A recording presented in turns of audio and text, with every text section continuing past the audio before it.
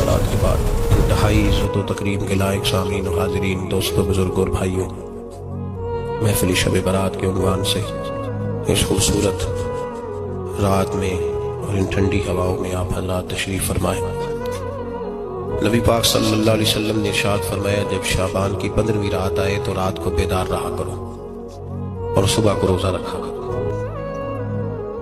तो जब हुजूर ने कह दिया बेदार रहो तो फिर किसी को सोना नहीं चाहिए, बेदार रहना चाहिए। और बेदारी का मतलब ये नहीं कि वो आदमी बस जागता रहे, उसका मतलब ये है कि वो अल्लाह अल्लाह करे, दुरूद पाक पढ़े, इबादत करे, तिलावत करे, जिक्र फिक्र में रहे।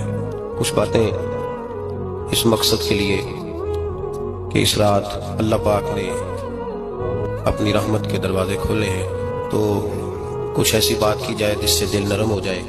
दोस्तों, कुरान मजीद की 2 आयत मैंने पढ़ी हैं। अल्लाह करीम ने फरमाया, या अय्युहल्लज़ीना आमनुत्तकुल्लाह हक्का तुकाती, ऐ ईमान वालो अल्लाह से डरो और इतना डरो जितना डरने का हक है।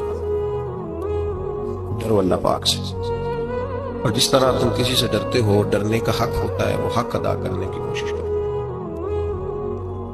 हम में से बहुत सारे लोग डरते हैं कुछ लोगों से, और जब वो डर रहे होते हैं तो उन्हें एहसास होता है।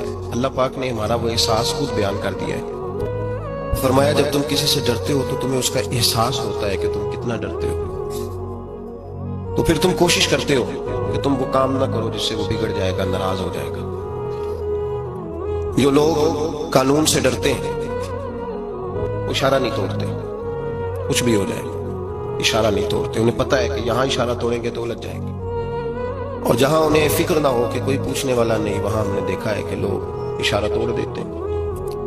अल्लाह तबारक व तआला ने मौका दिया, मैं हरमैन शरीफैन हाजिर हुआ तो वहां एक रोड दायरी रोड कहलाता है। उस रोड से पैदल चलने वाले नहीं गुजर सकते। वो कहते हैं जी इस रोड से पैदल वाला ना गुजरे, उनके लिए अलग जगह है।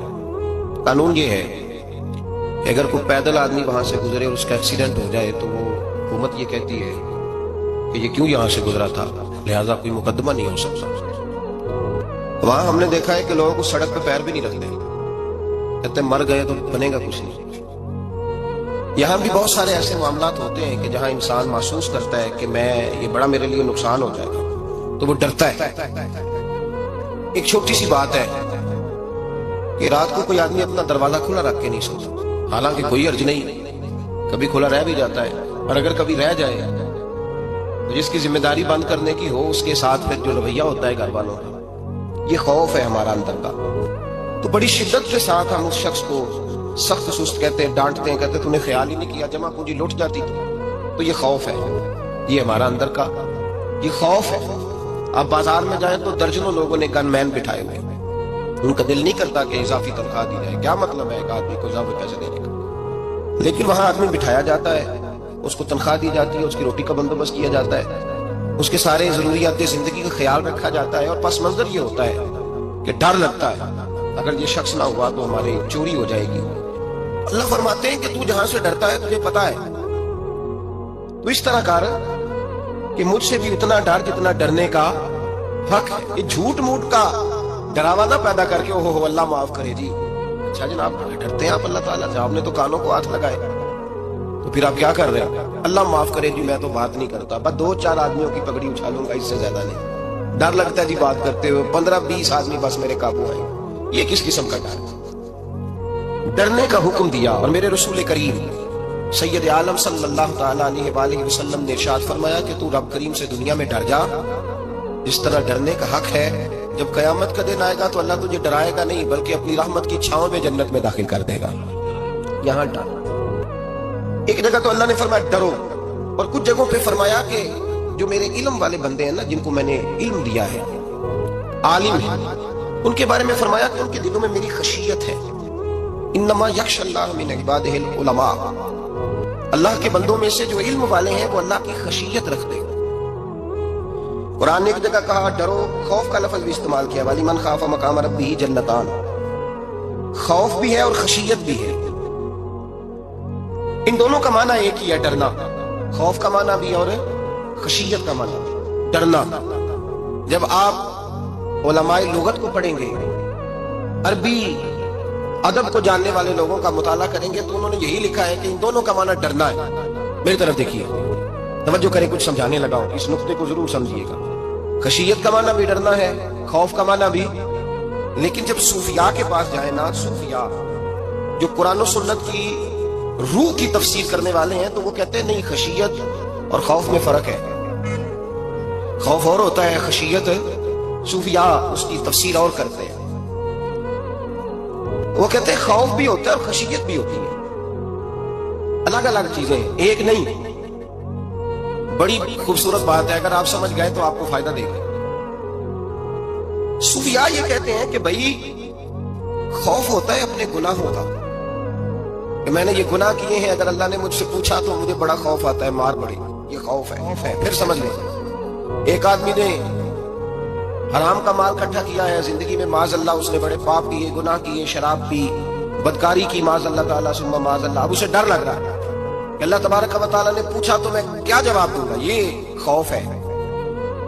اور خشیت یہ ہے کہ ایک آدمی سارا دن نماز پڑھتا ہے, روزہ رکھتا ہے, عبادت کرتا ہے, اللہ کو یاد کرتا ہے, پھر بھی ڈرتا ہے. یہ خشیت ہے, یہ خشیت ہے. جو گناہوں سے ڈرے وہ خوف ہے, اور جو رب کی ناراضگی سے ڈرے وہ خشیت ہے. جو کہے یار میرا رب کہیں ناراض نہ ہو جائے, میرا رب کہیں مجھ سے. بڑی خوبصورت مثال دی. میں نے اپنے صاحب سے پوچھا کہ حضور یہ مسئلہ کیا ہے, تو فرمانے لگے ایک بادشاہ نے ایک غریب کی بیٹی اسے پسند آ گئی تھی, اس نے عزت کے ساتھ اس سے شادی کر لی, رشتہ بھیج کے وقار کے ساتھ. بیٹی کا باپ اپنی بیٹی کے مقدر پر رشک کرنے لگا کہ میری بیٹی کو بادشاہ نے پسند کیا ہے, بادشاہ کے شہزادے نے رشتہ بھیج دیا ہے. شہزادہ بیاہ کے لے گیا بیٹی کو. 20 کنیزائیں, نوکرانیاں اس عورت کی خدمت کرنے پہ لگی ہوئی ہیں, اس کا ہر حکم ماننے کو تیار ہے. لیکن وہ بی بی سویرے بھی رو پڑتی ہے اور شام کو بھی رو پڑتی ہے, روتی رہتی ہے. اس سے کسی نے پوچھ لیا کہ بی بی تو روتی کیوں ہے, 20 کنیزائیں ہیں, گھر میں سکون ہے, عرش ہے, تو روتی کیوں ہے؟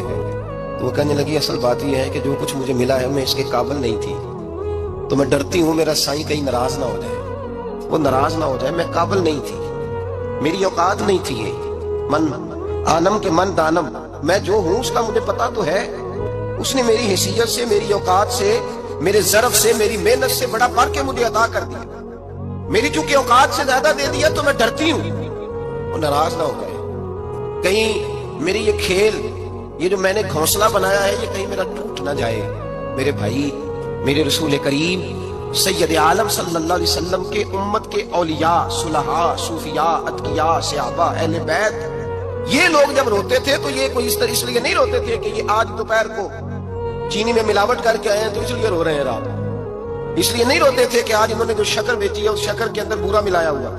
اس لیے نہیں رو رہے کہ آج 10, 15, 20 لاکھ رشوت کا مال بینک میں جمع کر. اس لیے تھوڑی روتے تھے, یہ تو اس لیے روتے تھے کہ اللہ تو نے بڑا کچھ عطا کیا ہے, کہیں ہم سے ناراض نہ ہو جانا.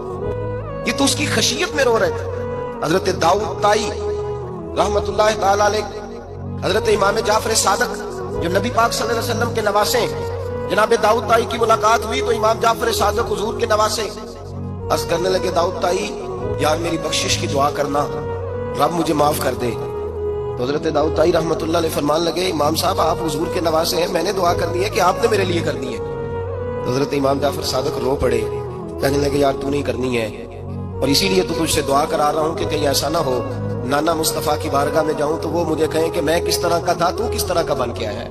یہی تو دعا کرانی ہے کہ میرے لیے دعا کر. جو جتنا بڑا ہوتا تھا نا اتنی زیادہ خشیت ہوتی, اور گناہگار کے تو اللہ تبارک و تعالیٰ بعضوں کا سزا دیتا ہے, آنسو سلب ہو جاتے ہیں. اس کو تو اپنے گناہوں پہ رونا ہی نہیں آتا. وہ تو روتا ہے بچہ نہ ہو تب روتا ہے, وہ تو روتا ہے پیسے نہ ہو تب روتا ہے, وہ تو اس وقت روتا ہے جب اس کا مال چلا جائے. اس کو تو بعدوں کا, گناہگار کو تو بعدوں کا سزا ملتی. اللہ فرماتے تو دنیا کے لیے روئے گا, میرے لیے نہیں رو سکتا. اور جو رب کریم کے بندے ہوتے ہیں انہیں اللہ کہتا ہے تو دنیا سے بے نیاز ہے, تیری آنکھ سے آنسو جب بھی ٹپکے یا میرے لیے ٹپکنا چاہیے یا محمد مصطفیٰ کے لیے ٹپکنا چاہیے. آپ اگر اس بات کو تھوڑا سا غور کے ساتھ سمجھے تو تمام اولیاء صلحات کیا یہ رو رہے ہیں, تڑپ رہے ہیں. کیا اس کی وجہ تھی؟ نمازیں کم رہ گئی تھی, روزوں میں کمی تھی, فرائض ادا نہیں کرتے تھے کہ رویا کرتے تھے. کیوں روتے تھے؟ حضرت سیدنا عمر فاروق رضی اللہ تعالیٰ عنہ کے بارے میں صحابہ کہتے ہیں جناب عمر فاروق جب نماز پڑھاتے اتنا رویا کرتے تھے کہ 7ویں صف تک ان کے رونے کی آواز جایا کرتی، 7ویں صف تک ان کے رونے کی آواز جاتی۔ ہم لوگ بن کے بیٹھ گئے ہیں، ہم لوگ بن کے بیٹھ گئے ہیں، ہم یہ سمجھتے نہیں کہ ہماری حیثیت کیا تھی اور رب کریم نے ہمیں نوازا کیا ہے۔ آپ پڑھیے کتابیں، میرے رسول پاک صلی اللہ علیہ وسلم فرماتے ہیں میرا عمر جس گلی سے گزرے شیطان رستہ بدل جاتا ہے۔ نبی پاک فرماتے ہیں میرا عمر جب تک دنیا میں رہے گا دوزخ کو تالا لگا رہے گا۔ اس صاحب اس الغابہ نے لکھا ہے نبی پاک صلی اللہ علیہ وسلم نے حضرت جبریل امین کو بلایا، فرمایا چل میرے عمر کی شان بیان کر۔ تو حضرت جبریل امین علیہ السلام عرض کرنے لگے یا رسول اللہ صلی اللہ علیہ وسلم 950 سال اگر اللہ مجھے عمر دے، 950 سال رب عمر دے اور پھر بھی میں عمر فاروق کے فضائل بیان کروں تو میں نہیں کر سکتا، عمر کی شان میں نہیں بیان کر سکتا، 950 سال بھی اگر میری عمر ہو۔ نبی پاک نے فرمایا پھر میرے ابو بکر کے بارے میں، عرض کی یا رسول اللہ ابو بکر کی تو بات اس سے بہت آگے کی ہے نا، وہ نبی پاک کتنی عظمت بیان کر رہے ہیں، کس قدر زیادہ رسول کریم صلی اللہ تعالی علیہ وآلہ وسلم ان کی عظمت بیان کرتے ہیں۔ حضرت عمر کیا کہتے ہیں، وہ لوگوں کو بتاتے پھرتے ہیں کہ تم نے دیکھا ہے نا میری کتنی عظمت ہے، وہ یہ نہیں کہتے۔ حضور فرماتے ہیں عمر کی بڑی شان، بڑی شان، بڑی شان۔ اور عمر کے بعد جب بھی کو جاتا ہے کہتے ہیں عمر آپ کا کیا مقام ہے، تو عمر فرماتے ہیں میں تو اونٹ چرانے والے کا بیٹا ہوں، میں تو اونٹ چرانے والے کا بیٹا ہوں، میں تو اونٹ چرایا کرتا تھا، میں تو 10 اونٹ نہیں سنبھال سکتا۔ حضرت فاروق اعظم رضی اللہ تعالیٰ عنہ سے کوئی پوچھتے جناب عمر آپ کا کیا حال ہے، تو آپ فرماتے ہیں یہ تو میرے مقدر ہے کہ میری بہن نے قرآن سنایا تو میں در رسول تک پہنچ گیا، ورنہ مجھے پوچھنے والا کوئی نہ ہوتا۔ کبھی جناب علی المرتضیٰ کا بازو پکڑ کے کہتے ہیں علی تو نہ ہوتا تو عمر ہلاک ہو جاتا۔ بھائی حضور شانیں بیان کرتے ہیں، نبی پاک کہتے ہیں میرے ابو بکر نے احسانات کیے، بڑے احسانات کیے، میں نے سب کا بدلہ چکا دیا، ابو بکر کا نہیں چکایا۔ اللہ کی بارگاہ میں عرض کروں گا یا اللہ تو ہی اسے بدلے دے۔ اور جناب ابو بکر صدیق سے کوئی پوچھتا ہے ابو بکر آپ کا کیا حال ہے، تو ابو بکر صدیق فرماتے ہیں مجھ سے میرے اندر کا عالم نہ پوچھو، اگر قیامت کے دن اعلان ہوا نا کہ سارے لوگ بخشے گئے ایک باقی بچا ہے تو مجھے ڈر لگتا ہے کہ ابو بکر ہی بچ جائے گا جو نہیں بخشا جائے گا، مجھے ڈر آتا ہے۔ تو بھائی بن کے بیٹھ گئے لوگوں کو پوچھ کر کے دیکھیں، کہتے ہیں کیا پاپ کیا ہے، کیا ہو گیا؟ خشیت سے کانپتی ہوئی روحیں، تڑپتے ہوئے میرے رسول پاک کے غلام، اولیاء اللہ صوفیاء کرام کے رونگٹے کھڑے ہیں رب کریم کے خوف سے، جو جتنا مالک کو جانتا ہے اتنا کانپ رہا ہے، اتنا ڈر رہا ہے، جس کی آنکھوں سے آنسو خشک ہے، مطلب یہ ہے یہ رب کو جانتا ہی نہیں، اسے کیا خبر اس کا جلال کتنا ہے، اسے کیا خبر اس کا عذاب کتنا ہے، تو کیا جانے ان بطش ربک لشدید، جب وہ پکڑتا ہے تو بڑا سخت پکڑتا ہے۔ حضرت عثمان غنی کو 3 دفعہ میرے نبی پاک نے فرمایا جنتی ہے، جنتی ہے، العثمان فی الجنہ، العثمان فی الجنہ، العثمان فی الجنہ، 3 دفعہ حضور نے جنت کی بشارت دی۔ میرے مصطفیٰ کریم نے فرمایا میرا عثمان گلی سے گزرے تو فرشتے بھی اس کی حیا کرتے ہیں۔ جناب عثمان غنی جن کو میرے نبی نے 2 بیٹیاں دے کے کہا عثمان میری 100 بیٹی بھی ہوتی، ایک کے بعد دوسری انتقال کرتی جاتی تو میں ساری تیرے نکاح میں دے دیتا۔ وہی حضرت عثمان غنی قبر پہ کھڑے ہیں حضور کے وصال کے بعد، ایک قبر پہ کھڑے ہیں، آنکھوں سے آنسو جاری ہے، داڑھی ساری آنسوؤں سے بھر گئی ہے، روتے ہی جاتے ہیں، روتے ہی جاتے ہیں۔ غلام کہتا عثمان یار رونا ہمیں چاہیے، رونا ہمیں چاہیے، جن کو کوئی بشارت نہیں اور آپ کو تو 3 بشارتیں، روتے کیوں ہو؟ جناب عثمان غنی فرمانے لگے جس مصطفیٰ نے مجھے جنت کی بشارت دی اسی رسول نے فرمایا تھا قبر آخرت کی منزلوں میں سے پہلی منزل ہے، آخرت کی منزلوں میں سے پہلی منزل۔ سوچتا ہوں اگر رب کریم نے عثمان سے حساب پوچھ لیا حساب کیسے دینا ہے میرے مصطفیٰ کریم نے؟ یہ تو بات ہے نا جناب عمر کی، یہ تو بات ہے حضرت عمر کی، حضرت ابو بکر کی، جناب عثمان غنی کی۔ اور جس شیر خدا کے بارے میں نبی پاک نے فرمایا علی منی وانا من علی، فرمایا علی اور میں 2 نہیں، میں علی ہوں اور علی میں ہے۔ جن کو فرمایا من کنت مولا فہذا علی مولا، جس کا میں مولا اس کا علی بھی، اس کا علی بھی، جس مولا علی شیر خدا کو یہ درجہ دیا۔ ولی المرتضیٰ اٹھے ہیں، نماز کا وضو کیا ہے، مصلی کی جانب جانے لگے تو جناب علی کا وجود تھر تھر کانپنے لگا، تھر تھر چھم چھم آنسو برسنے لگے۔ حضرت سیدنا امام حسن آگے بڑھے، ابا جی کیا ہوا؟ فرمایا حسن ڈر رہا ہوں، مالک کی بارگاہ میں جا رہا ہوں، کہیں رب علی کو دھتکار ہی نہ دے، کہیں مالک علی سے حساب ہی نہ پوچھ لے، کہیں اللہ تبارک و تعالیٰ ناراضگی کی نظر سے ہی نہ دیکھے۔ او بھائی ہم لوگ اتنے دلیر، اتنے تگڑے، اتنے سیاہ، اتنے عقل مند، اتنے گناہوں کے پیچھے پہاڑ ہیں، لیکن مجال ہے کوئی ایک قطرہ وہ آنسو جو ہم نے سنبھال کے رکھے ہیں دنیا داری پہ بہانے کے لیے۔ کبھی اپنا حساب کر، کبھی سوچ، روز شکوہ کرتا ہے، کہتا ہے میرے پاس پیسے نہیں، گاڑی نہیں، کار نہیں، کوٹھی نہیں، سرمایہ نہیں۔ کبھی سوچ جو کچھ ہے اگر رب کریم میرے اور آپ کے اعمال دیکھے تو ہماری حیثیت ہے کہ وہ سارا کچھ ہمیں دیا جاتا؟ हमारी औकात थी कि वो हमें दिया जाता जो उसने दिया है। टटोल के देखें, उम्र गुजर गई, शिकवे करते, जरा पलट के देखें। अगर हमारे गुनाह और हमारी नेकियां इकट्ठी की जाएं तो हम जजा वाले नहीं सजा वाले निकलते हैं माज़अल्लाह। महमूद गजनवी बड़ा प्यार करते थे अय्याज के साथ, बड़ा प्यार करते थे, नवाजा करते थे। रोज कोई ना कोई तोहफा मिलता था अय्याज को। कुछ हसद करने वालों ने कहा महमूद तू इसे तोहफे देता है और ये जंगल में असला इकट्ठा कर रहा है, ये तेरे खिलाफ अलहदा से फौज तैयार कर रहा है, कुछ वक्त आएगा ये तुझे छोड़ के अलहदा से बादशाही का दावा कर देगा। महमूद गजनवी कहने लगे ये किस तरह की बात, क्या तुम्हें पता है कि अय्याज असर से लेकर इशार तक कहाँ रहता है? महमूद कहने लगे यार वाकई मैंने कभी पूछा तो नहीं। शक का बीज बो दिया, शक का बीज बो दिया। महमूद गजनवी कहने लगे अच्छा आज मैं पीछा करूंगा, तफ्तीश करूंगा, तहकीक करूंगा कहाँ जाता है, तहकीक करूंगा। महमूद गजनवी निकले पीछा करने। असर के बाद अय्याज ने जंगल का रुख किया, महमूद भी पीछे पीछे हो लिए। कहते हैं जंगल के बीच जाके एक झोंपड़ी आई, उस झोंपड़ी के अंदर अय्याज गए, दरवाजा खोला, अंदर चले गए। मुझे बड़ा गुस्सा था कि हर बात मुझे बताता है, ये क्यों नहीं बताई। जब अय्याज अंदर गए तो मैंने जोर जोर से दरवाजा खटखटाया गुस्से के साथ। अय्याज ने दरवाजा खोला, बाहर आए। मैंने कहा पीछे हट। अय्याज पीछे हटे तो मैं अंदर चला गया। महमूद कहते हैं जब मैं अंदर गया तो मैंने उस झोंपड़ी में एक पुराना कुर्ता लटका हुआ देखा, एक टूटे हुए जूते पड़े हुए देखे, एक छोटा सा डंडा देखा, एक मटका, एक प्याला देखा।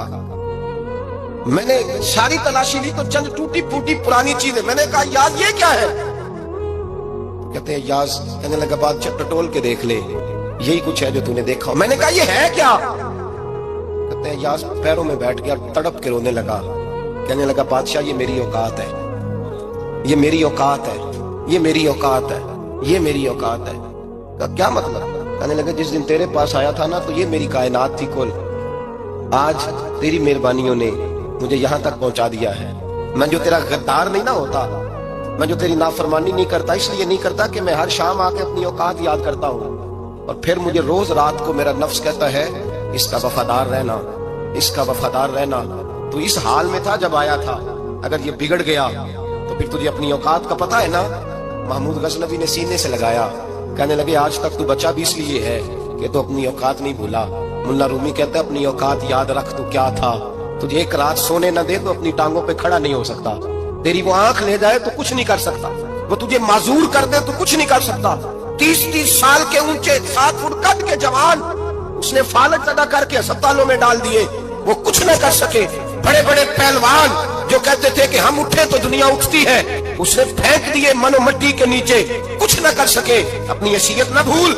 मेरे रसूल करीम सैयद आलम सल्लल्लाहु अलैहि वसल्लम ने फरमाया 2 बातों में लोग धोखे में हैं, धोखे में है, धोखे में है, धोखे में। या रसूल अल्लाह कौन सी? फरमाया जो सेहतमंद है वो धोखे में है, वो समझता है मैं कभी बीमार ही नहीं होऊंगा, मुझे रोज इसी तरह नींद आएगी जिस तरह अब आती है, मैं रोज इसी तरह उठूंगा जैसे अब उठता हूँ, मैं जितना ही लंबा चौड़ा रहूंगा जिस तरह आज हूँ, मेरा हुस्न इसी तरह कायम रहेगा जैसे आज है। तू धोखे में है, धोखे में। बड़े बड़े आए, बड़े बड़े मिट्टी का ढेर हो गए, फना हो गए। कुल्लु मन अलैहा फान, फना हो गए, कोई पूछने वाला ना रहा। और मेरे रसूल पाक ने फरमाया जो फारिग है, जिनको रब ने अपनी इबादत के लिए फारिग किया, अपने दीन की नौकरी के लिए फारिग, वो भी धोखे में है, वक्त जाया कर रहे हैं, चौक और चौराहे में खड़े हैं। मेरे भाई जब अपनी हैसियत इंसान भूलता है, हैसियत भूलता है, फिर वो शिकवा करता है। जब अपनी औकात भूलता है फिर शिकवा करता है। जब वो भूल जाता है कि मैं क्या था फिर वो शिकवा करता है। हजरत सैयदना इमाम अहमद रहमतुल्लाह अलैह बाजार में खड़े थे तो बादशाह का बेटा गुजरा, आकर के गुजरा। आपने बाजू पकड़ के खींचा और मैं जा जाके अपनी माँ से पूछ और अपने बाप से पूछ तेरी औकात क्या है। अकड़ के चलता है, क्या पूछ उनसे तेरी हैसियत क्या है। हजरत जनाब सैयदना इमाम अहमद ने डांटा तो वापस आया, आके कहने लगा अब्बा वो इमाम क्या कहता था कि मेरी औकात क्या है, क्या औकात है मेरी। बाप और माँ दोनों घूरने लगे, कहने लगे बेटे हमारे पास दौलत भी थी, घर भी था, मकान भी था, जायदादें भी थी, बादशाहत भी थी, पर हम दुनिया के दरवाजों से भीख मांग मांग के थक गए थे। अर्श का मालिक एक बेटा अता नहीं करता था, एक बेटी नहीं देता था, तड़प गए थे, रोते थे, सिसकते थे। फिर वही इमाम अहमद जिन्होंने आज तुझे गली में खड़ा किया है उसके दरवाजे पे जाके बैठ गए। हमने कहा रब नाराज हो गया, दुआ करो हमसे राजी हो जाए, चलो ज्यादा नहीं 1 लाल ही हमें दे दे। क्या इमाम अहमद दुआएं किया करते थे तो तब अल्लाह पाक ने तू हमें अता किया था। तेरी ओ भाई अपनी हैसियत का तो तयन कर, बढ़ बढ़ के बातें करता है, तू बड़ा खोल खोल के बोलता है, अपनी हैसियत का तो तयन करना, जरा अंदाजा तो करना कि तू कौन था, कहां से आया है, तेरी औकात क्या है। यहाँ लोग एक मिनट में आगे निकल जाते, पलट के देख तो सही। और मेरे भाई जो बड़े लोग थे वो तड़पा करते थे। हजरत फुज़ैल बिन अय्याज़ रहमतुल्लाह अलैह फरमाते हैं बगदाद में बारिश नहीं होती थी, कहत पड़ गया, जानवर प्यास से मरने लगे, जवान बच्चे बूढ़े निढाल होने लगे। फरमाते हैं मैं भी निकला, सुफियान सूरी भी निकले, और भी कई सूफिया मैदान में निकले, दुआएं मांगी पर बारिश नहीं होती थी। फरमाते हैं कि झोंपड़ी से एक सफेद बालों वाला और गंदमी रंग वाला एक बूढ़ा गुलाम निकला, जो किसी का मुलाजिम था, बाहर आया झोंपड़ी से। हम उसे देख रहे थे, वो हमें देख नहीं रहा था। फरमाते हैं उसके चेहरे पर इबादत के निशान थे, दूर से उसका चेहरा देखते लगता था कोई रब करीम का बंदा है। फरमाते हैं हम उसे अल्लाह का वली जानते थे। उसने दुआ मांगी तो लफ्ज पता क्या है दुआ के? हाथ उठा के कहने लगा मौला मुझे पता है ये जो बारिश नहीं ना हो रही है मेरी वजह से नहीं हो रही, मेरे गुनाहों की बड़ी लंबी फहरिस्त है, बड़ी लंबी लाइन है। कहने लगा अल्लाह मेरी अकेले की वजह से सारे बगदाद को सजा तो ना दे। रब करीम जवान भूखे, बच्चे भूखे, माएं तरस गई, बच्चे तरस गए, जानवर पानी के कतरे, अल्लाह गुनाह तो मेरे अकेले के हैं और इन सबको सजा क्यों देता है? ना मेरी सजा सबको तो ना दे, मेरी सजा सिर्फ मुझे दे, इनको ना दे। कहते अभी उसके हाथ उठे हुए थे, दुआ बोल रहा था, रब करीम ने फौरन बारिश अता फरमा दी। फरमाते खोल के बारिश बरसी। मैंने लोगों से पूछा पता करो किसका गुलाम है, का फला आदमी का। हजरत फुज़ैल बिन अय्याज़ कहते हैं मैं शाम को घर चला गया, उसके आका से बात की, खरीद लिया।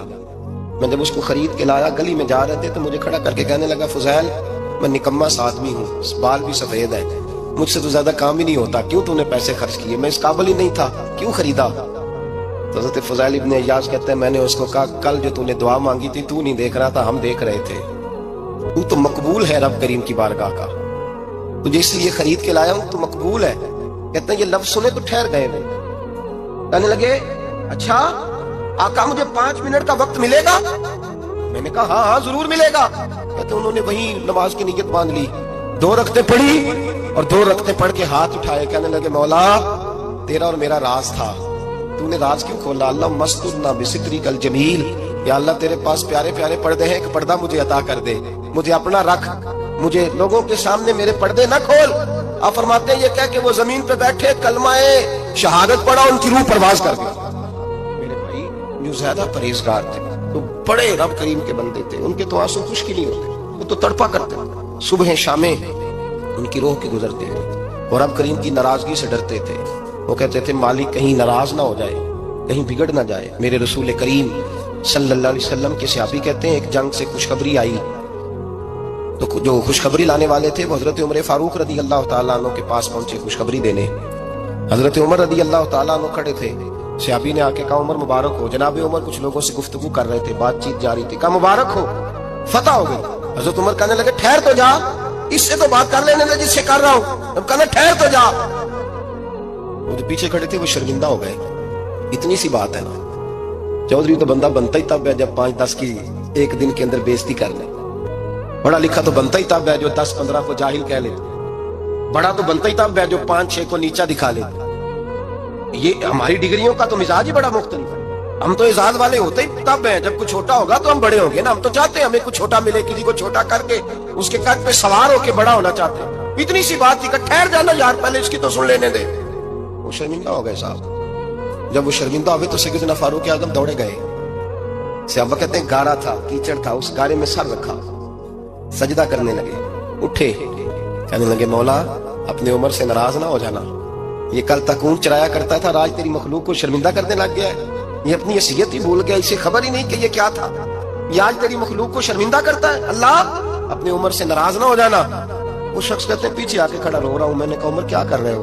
फरमाया नहीं यार मैंने तुझे शर्मिंदा किया है, ये मैं भूल गया था कि मैं क्या हूं। भाई अपनी हैसियत का तायुन करें, आओ आज अपनी हैसियत का तायुन करें, देखें हम कहाँ थे, कहाँ बैठे, पलट के देखें क्या थे, हम क्या हैं, रातें कहाँ गुजरती हैं, सुबह कहाँ बीतती हैं। एक लम्हे के लिए पलट कर अपने जुल्म, ज्यादतियां, झूठ, ग़ीबतें, बेहयाइयां, अपनी जिंदगी के उमूर का अगर हम यक नजर जायजा लें, पीछे पलट के देखें तो हजरत जनाब सैयदना गौसे आजम जिलानी रदी अल्लाह तआला अन्हु फरमाया करते थे अगर लोग अपने गुनाह याद करें तो वो परेशान हो जाएं कि हमें पानी का कतरा क्यों मिल रहा है, وہ اگر اپنی غلطیاں یاد کریں تو انہیں احساس ہو کہ ان کا سانس کیسے چل رہا ہے۔ بھائی اگلی بات سنو گے تو اور حیران ہو جاؤ گے۔ حضرت غوث اعظم رضی اللہ تعالیٰ عنہ فرمایا کرتے کہ اب خیال آتا ہے، اب سوچ آتی ہے کہ رب کریم نے کتنی ڈھیل دی ہوئی ہے۔ ہم ہیں کہ سمجھتے ہیں یہ میری عقل مندی کا کمال ہے کہ مجھے سارا کچھ نافرمانی کے باوجود بھی مل رہا ہے۔ بھائی خشیت الہی پیدا کریں۔ جتنا بندہ بڑا ہوتا تھا اس کے دل میں خوف بھی اللہ کا وہ جانتا تھا۔ حضرت امام اعظم ابو حنیفہ بیٹھے تھے تو ایک بی بی فتویٰ پوچھنے آئی۔ بی بی روز خاوند سے مطالبہ تو کرتی ہے، فلاں چیز چاہیے، فلاں چیز چاہیے، اللہ کرے وہ یہ مطالبہ کرنے لگ جائے کوئی شے نہیں چاہیے، جو چاہیے حلال کا چاہیے۔ آمین تو کہہ دیں۔ اللہ کرے بی بی یہ مطالبہ کرنے لگ جائے سوکھی روکھی چاہیے پر چاہیے مجھے جائز دینا، بے شک ایک وقت دینا۔ اللہ کرے یہ مطالبہ ہونے لگ جائے، شب برات کی بڑی مقدس رات، اللہ کرے اس رات یہ مطالبہ ہونے لگ جائے۔ ایک بی بی آئی خاتون، چرخہ کاٹتی ہے، سوت بناتی ہے، حضرت امام صاحب سے مسئلہ پوچھنے آئے۔ کیا مسئلہ پوچھا اس نے؟ کہنے لگی حضرت جی میں نا رات کو اپنی چھت پہ بیٹھ کے چرخہ کاٹتی ہوں، سوت بناتی ہوں، 14ویں رات کا چاند جب چڑھا ہوتا ہے تو اس کی روشنی میں چرخہ کاٹتی ہوں۔ کئی دفعہ نا بادشاہ کا لشکر میری گلی سے گزرتا ہے، بڑے بڑے لالٹین انہوں نے پکڑے ہوتے ہیں، بڑے بڑے روشن دان، بڑی بڑی ان کے اندر روشنی ہوتی ہے۔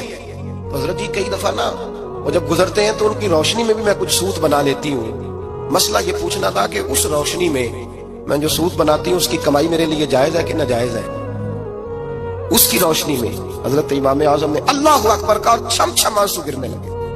حضرت امام صاحب نے اپنا گریبان پکڑا اور کھینچا، قمیض پھٹ گئی۔ کہنے لگے بی بی مسئلہ چھوڑ، تو پہلے بتا تو ہے کون، کہاں سے آئی ہے، کون ہے، بتا۔ وہ کہنے لگی میں حضرت بشر حافی کی ہمشیرہ ہوں، میں حضرت بشر حافی، وہ جو درویش ننگے پیر نہیں پھرتا رہتا بغداد کی گلیوں میں، میں عظیم بھائی کی بہن ہوں، بشر حافی کی ہمشیرہ ہوں۔ حضرت امام اعظم فرمانے لگے کوئی اور بی بی آتی تو اس کے لیے جائز تھا، کیونکہ وہ جان بوجھ کے تو کسی کی روشنی نہیں استعمال کرتی، خود آتی ہے، کوئی اور آتی تو جائز تھا۔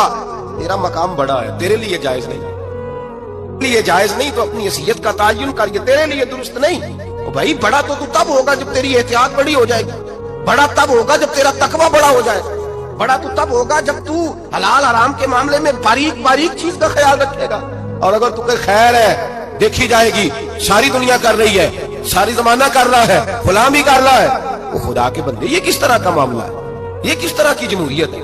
اپنے آپ کو سمجھائیں میرے عزیز، خشیت والی زندگی پیدا کریں، تقوی والی زندگی پیدا کریں۔ ہم لوگ ایسا وقت گزار رہے ہیں، اور یہ یاد رکھنا ہمیشہ انسان دنیا میں آتے ہیں، اس شہر کے بہت سارے لوگ ہو گزرے، علماء، مشائخ، صوفیاء، تاجر، زمیندار، آپ کسی بھی شعبے میں ٹٹولیں گے تو آپ کو کئی نام ملیں گے۔ اس شہر محبت کے ڈھیروں لوگ ہو گزرے، اور یہ کہانی ہر شہر کی ہے۔ آج میں اور آپ یہاں بستے ہیں، کچھ وقت کے بعد ہم داستان ہوں گے۔ امام شافعی رحمۃ اللہ علیہ فرماتے ہیں میں ایک شہر سے گزر رہا تھا تو میرے پیر کو ٹھوکر لگی، میں نے زمین کھود دی تو ایک کھوپڑی نکلی تو اس کے اوپر تاج بھی تھا۔ میں نے شہر کے لوگوں سے پوچھا یہ کیا ہے؟ تو کہنے لگے یہ بادشاہوں کا قبرستان ہے، اس میں غریب دفن تو نہیں ہو سکتا تھا، دفن تو بادشاہوں کا خاندان ہے، لیکن افسوس کی بات یہ ہے کہ یہاں مٹی ڈالنے کوئی نہیں آتا۔ اب یہ سیدھی سڑک بن گیا۔ بھائی کبھی پلٹ کے دیکھ، ہزاروں لوگ آئے، اس روڈ سے کروڑوں لوگ گزرے اور منزل کو چلے گئے، لوگوں نے یاد نہیں رکھا۔ آپ اپنے حصے کا عمل کرنے آئے، ٹھیکیدار نہیں ہے کوئی اپنی اولاد کا، بال بچے کا، بہن بھائی کا۔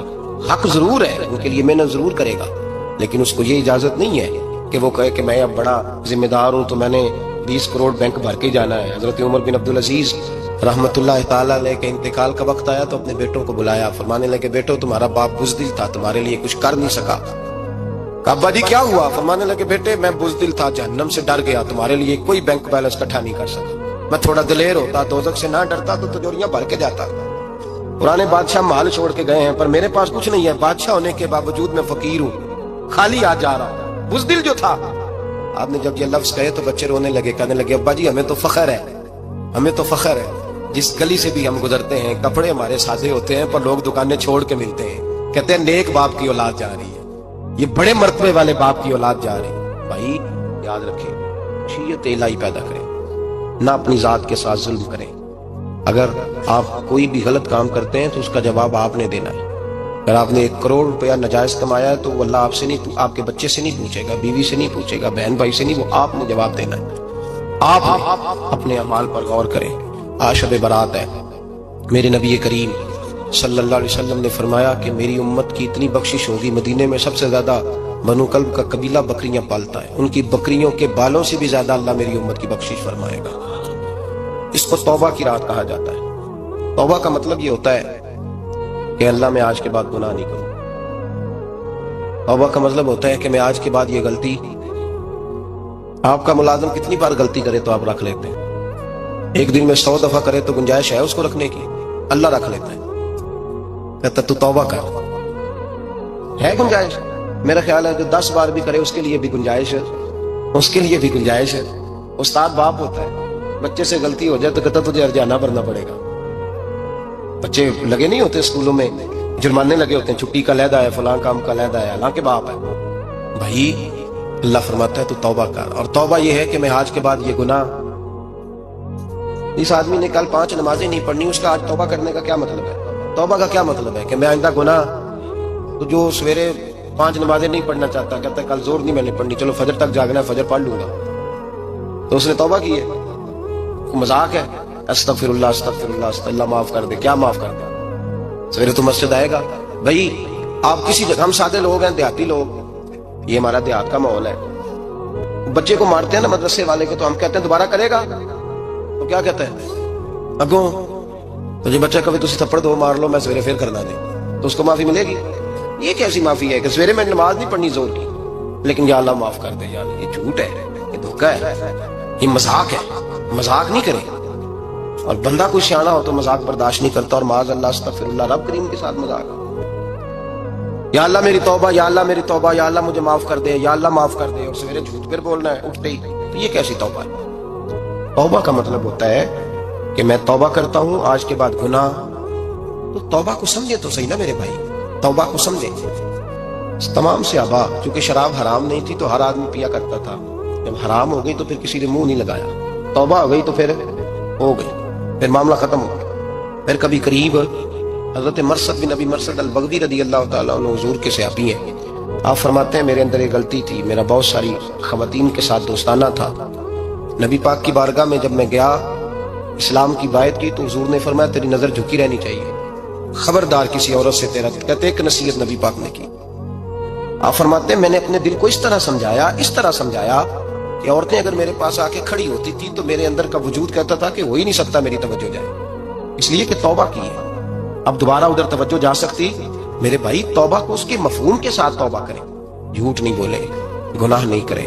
میرے رسول کریم صلی اللہ علیہ وسلم نے فرمایا استغفار پڑھا کرو. میں دن میں 100 مرتبہ استغفار کرتا ہوں. حضور کہتے ہیں میں دن میں، حضور 100 دفعہ دن میں استغفار کرتے. امام حسن کے پاس ایک شخص آیا، کہا میرے پاس اولاد نہیں، فرمایا استغفار پڑھ. ایک پھر آ گیا، اس نے کہا حضور میرے پاس روزی نہیں، فرمایا استغفار پڑھ. ایک اور آیا، اس نے کہا حضور بیماری پڑی ہے گھر میں، فرمایا استغفار کر.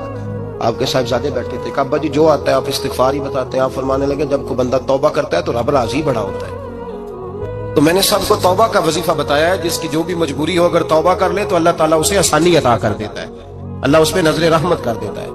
اپنے آپ کو تبدیل کریں، نماز کو اس کی حقیقت کے ساتھ پڑھا کریں، اس کی حقیقت کے ساتھ نماز کو پڑھیں. 5 وقت مسجد میں حاضری دیں، چھوڑ کے سارے کام چھوڑ کے، باقی سارا کچھ بعد میں.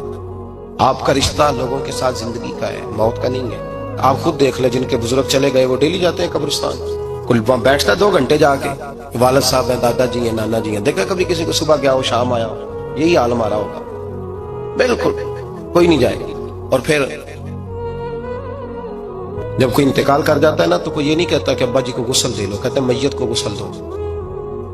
ماں آنکھوں کی ٹھنڈک ہوتی ہے، لیکن کہتے ہیں لاش کو اٹھاؤ، جنازے کو اٹھاؤ. آپ کے رشتے ناطے ختم ہو گئے. اگر آپ ناراض نہ ہوں تو مجھے جنازے پڑھانے کا موقع ملتا ہے. 1-2 بات عرض کرتا ہوں، اس کے بعد ذکر کرتے ہیں انشاءاللہ، دعا ہوگی. جنازوں پہ جانے کا اتفاق ہوتا ہے، تو میں جنازے سے محسوس کرتا ہوں بہت ساری چیزوں کو. میں دیکھتا ہوں کہ جنازہ ہونے کے باوجود لوگ یہ سمجھتے ہیں کہ یہ ہونا تھا کام، یہ ہو گیا. اور وہاں کیفیت یہ ہوتی ہے کہ صرف یہی جنازہ ہے، اسی نے فوت ہونا تھا، ہم تو بچے ہوئے ہیں۔ قرآن پاک سے محبت کرنا، قرآن پاک پڑھنے والوں سے پیار کرنا، قرآن کے مدارس کو آباد کرنا، یہ بڑا مشکل ہوتا جا رہا ہے۔ ہم ایک مدرسہ چلاتے ہیں، ہم محسوس کرتے ہیں کہ یہ بڑا کٹھن معاملہ ہے، بڑا کٹھن۔ ایک تو تنقید کی نظر بھی سب سے زیادہ اداروں کی طرف ہوتی ہے، اور سب سے کم تعاون بھی اداروں کے ساتھ ہوتا ہے، مجبوری کے ساتھ ادارے وقت گزارتے ہیں۔ اپنا رجحان مدارس کی جانب کریں اور دین سیکھنے کی طرف رجحان کریں، قرآن مجید صحیح پڑھنا سیکھیں، قرآن مجید صحیح سمجھنا سیکھیں۔ اور پھر میرے بھائی، جو آیات آپ کو ضروری ہیں، نماز جنازہ ہے، وضو ہے، غسل ہے، آپ کے روزمرہ کے معاملات ہیں، وہ کسی اچھی کاری سے، اہل سنت کے کسی شخص سے ان کی درستگی کرائیں، اپنے معاملات پہ غور کریں، یہ ان کوتاہیوں سے باہر آئیں، قرآن پاک سے محبت کریں اور دینداروں کے ساتھ جڑیں۔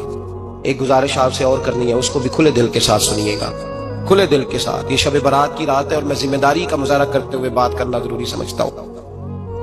آپ کسی پیر صاحب سے ملیں، کسی آستانے پہ جائیں، یہ کچھ گزارشات ہیں، بات میری ختم ہو گئی، وہ کر کے میں دعا کرنے لگا ہوں، تو شریعت اسلامیہ کا ضرور پاس اور لحاظ کریں۔ یہ دیکھیں، جس صوفی کے پاس، درویش کے پاس، جس کو آپ پیر سمجھ رہے ہیں، اسے کوئی قرآن حدیث بھی آتا ہے، وہ کوئی سنت شریعت کا بھی پابند ہے۔ میری اپنی جماعت سے ہاتھ باندھ کے گزارش ہے، خدا را اب بس کر دیں، بڑی تباہی ہو گئی اور لمبی چوڑی ہو گئی، تھک گئے ہم کہہ کے۔ لوگ سمجھتے نہیں اس چیز کو۔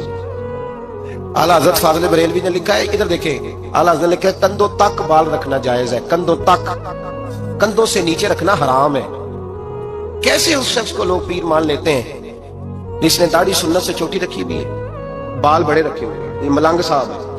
ان تماشوں سے باہر آ جائیں، اللہ تبارک و تعالیٰ کی بارگاہ کی طرف رجوع کریں۔ ہم دم کے قائل ہیں، درود کے قائل ہیں، میں سارا دن پتہ نہیں 20 تعویذ لکھ کے دیتا ہوں، ہمارے بزرگوں کا طریقہ ہے، یہ چیزیں جائز ہیں، ان کی شریعت میں اصل ہے، دلیل ہے، لیکن کل دین یہ نہیں ہے۔ اپنے آپ کو بچائیں اور علم کی طرف رجوع کریں، تقوی کی طرف رجوع کریں، ان ظالموں سے، بہروپیوں سے اپنے آپ کو بچائیں۔ اور میں ان لوگوں کو بھی دعوت فکر دیتا ہوں جو ہمیں روز آگے کہتے ہیں یہ تمہارا پیر، تو یہ تمہارا پیر، جب ہم خود کہہ رہے ہیں ہمارا نہیں، تو ہم کسی شرابی کبابی کو اٹھا کے کہہ دیں یہ تمہاری جماعت کا بندہ ہے تو تم رکھ لو گے؟ کہو، ہم اگر کہہ دیں تمہاری جماعت یہ درس دیتی ہے تو تم مان لو گے؟ یہ کیا بات ہے؟ اگر کسی جماعت کا کوئی شخص غلط ہے، اور ہم درباروں والے نہیں، ہم تو مسجدوں والے لوگ ہیں۔ دربار تو ایک ضمنی چیز ہے، بن بھی جائے تو ٹھیک ہے، ورنہ تو میرے نبی پاک نے فرمایا ہر مومن کی قبر جنت کا باغ ہوتی ہے، تو اندر دربار ہی بنا ہوا ہے، جنت کھلی ہوئی ہے، اوپر بلڈنگ بننا اتنا ضروری کام ہے؟ مہربانی فرمائیں، ایک تو اپنے آپ کو دین کی طرف راغب کریں، رمضان شریف آئے گا، اپنی اصلاح کی کوشش کریں، اور جب کسی دینی مجلس میں جائیں تو روح کی دنیا لے کر کے جائیں، کچھ سیکھنے کے ارادے سے جائیں، کچھ درس لینے کے ارادے سے جائیں، جمعے پڑھیں، دروس سنیں، تو کچھ لینے کے ارادے سے جائیں، اور دین کی خدمت میں اپنے حصے ڈالنے کی کوشش کریں۔ اس سے صرف چندے کا معاملہ نہیں، اس سے مراد یہ ہے کہ اپنی اولاد کو، اپنے بچے کو، اپنے آپ کو دیندار بنائیں، یہ آپ کا دین میں حصہ ہوگا، یہ آپ کا دین کے ساتھ تعاون ہوگا۔ آخری بات میرے بھائی آپ حضرات سے یہ ہے، اس کو ضرور سمجھیں، خواتین کو پردے کا پابند کریں، ان کو پردہ داری سکھائیں۔ پردہ شریعت میں ضروری ہے، اور جواب دہ عورت نہیں ہوگی، اس کا خامند ہوگا، اس کا باپ، اور اس کا اگر بھائی بڑا سربراہ ہے تو وہ جواب دہ ہوگا کہ عورت بے پردہ کیوں نکلتی ہے۔